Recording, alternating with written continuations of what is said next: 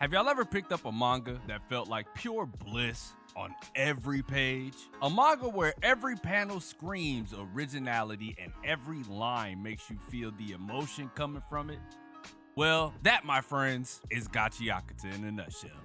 As y'all know, man, I'm DomoSenpai. Since Gachiakuta is on break this week, I decided to drop a video dedicated to its insane art style. The most interesting part of this is, I've never made a long form video on this specifically since I've been covering the manga since day one, right? I've made things like going over volume covers and when is the anime gonna drop, but I've never made one particularly about the art. Hell, I even made one that said why nobody is reading this manga. You know what I'm saying? I've done that too, but you know what they say, better late than never, but never late is better. But I'm late, so let's just get on with the video, man. If y'all are new to the channel and have yet to subscribe, make sure y'all go down below, hit the link in the description or that big ass red subscribe button that y'all see below the video. We are aiming for 10K by the end of the year, and I would appreciate it if y'all could leave a like on this video as well as sharing this with people who love good manga art as well as any other Gachiakuta fans, bro, who don't know who I am. I'm gonna break down what makes this manga's art so good. I'm not an art nerd, by the way, but I do know some things, and how it takes this story to an entirely new level. So make sure y'all get y'all blankets and coffee and anything else y'all need, because this manga is no ordinary manga.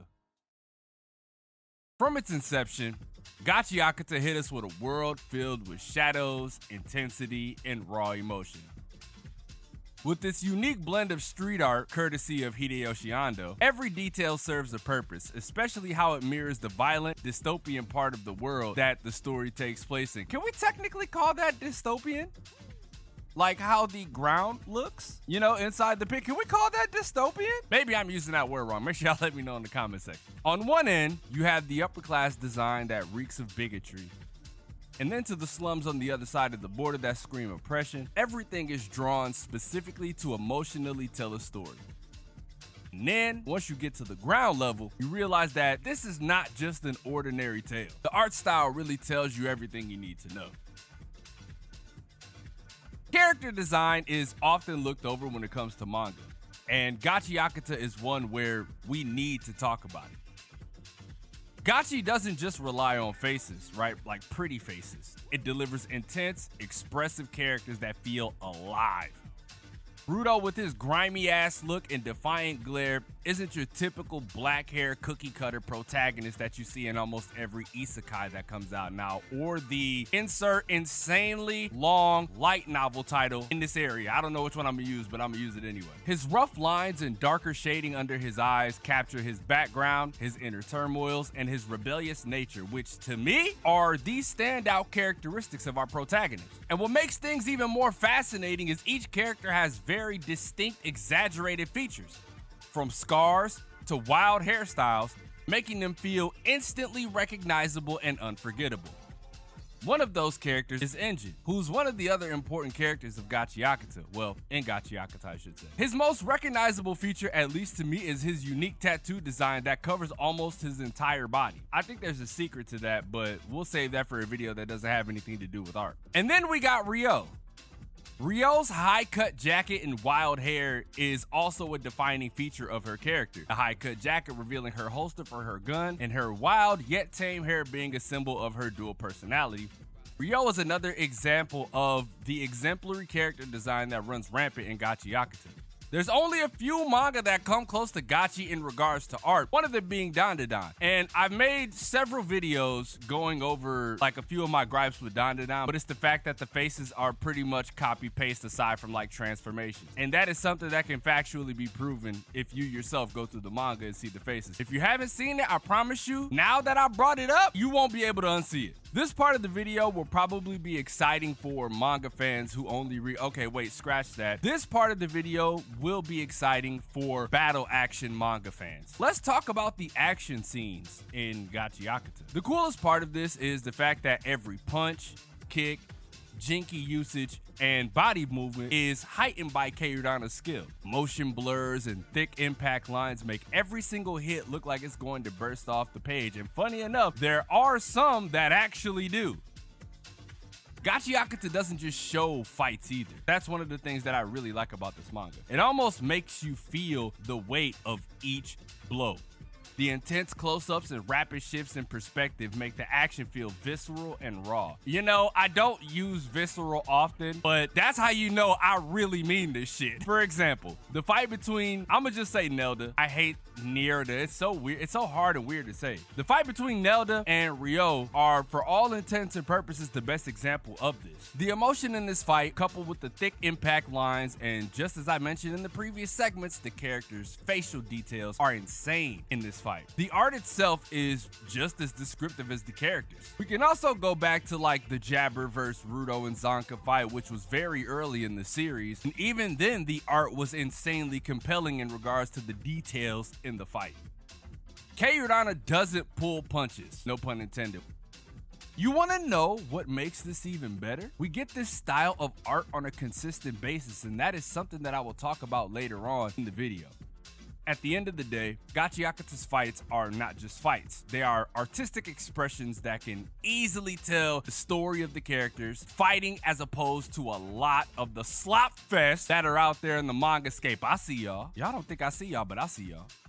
You could throw Kagurabachi and Dandadan in this same argument as well in regards to like how good fight scenes look. But that's neither here nor there. Now, let's get to my favorite part of the video, and that is discussing world building through art. I've stated this in numerous videos countless times. The world of Gachiakuta is its own character. From the filthy alleyways of the slums, to the towering trash heaps in the pit, the graffiti of Canvas Town, the mysterious garden of the Tori No Man's Land, and the historical design of the Kamuatari district. All of these places, oh, and I forgot to mention the weird artesian design that is where the upper class lives. Can't forget that.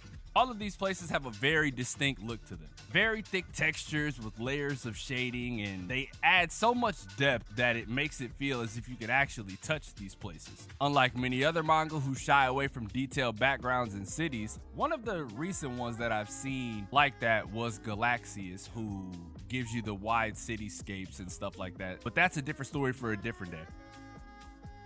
Gachiakuta leans into them, creating a setting that is both immersive and eerie.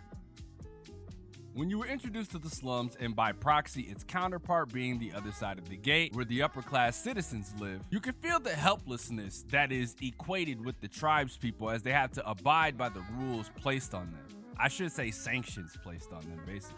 And even with the view of the pit we get when Rudo stares into it, knowing that people who get tossed down there are never heard from again, the way it is illustrated evokes a sense of unease and hopelessness. And as we wake up in the pit, the feeling of anxiety the world induces is actually quite strong. The more places we visit, the more the world opens up, the more the world itself starts to look at you as if it's evolving right in front of our very eyes. I love the work that Keiurana and the team has done with the world. It starts to become a reflection of our MC, and as a fan, I look forward to what more this world has to offer us. It's one of the many reasons why I love Gachiakuta and why it leaves such an impression on me. This actually leads into my next topic. There are tons of manga with incredible art, but amongst all of them, Gachiakuta stands out. It's gritty, intense, and it doesn't just support the storytelling. To be honest, it's a character in its own right, just like the world is. If you are a fan of manga that pushes artistic boundaries that don't seem humanly possible, Gachiakuta is a must-read. Mind you, we get this damn near on a weekly basis, barring Keiurana being sick. You really can't find too many like it. While it may not be known to many, with the anime coming soon, this marvel of art will be shared to the entire world and hopefully bring more of you in, just like I hope this video did.